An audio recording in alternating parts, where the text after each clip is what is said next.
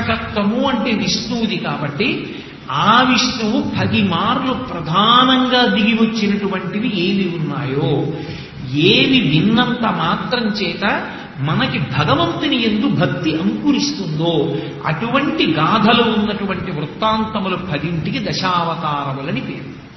అందుకని ఈ 10 అవతారాల్ని స్వీకరిస్తారు తప్ప ఇతరమైన వాటిని ఇక చెప్పుకోరు. లేకపోలేదు. భాగవతంలోనే ఏకవింశతి అవతారములని 21 అవతారములు ఒక చోట చెప్తారు.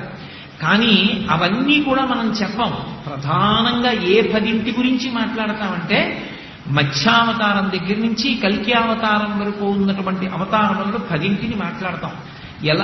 ఇందువలన వచ్చేటటువంటి ప్రయోజనం ఏమి అంటే, ఒకటి ఆ అవతారం గురించి స్మరించినంత మాత్రం చేత, ఆ అవతారం గురించి విన్నంత మాత్రం చేత భగవంతుని యొక్క విశేషమైన అనుగ్రహం కలుగుతుంది.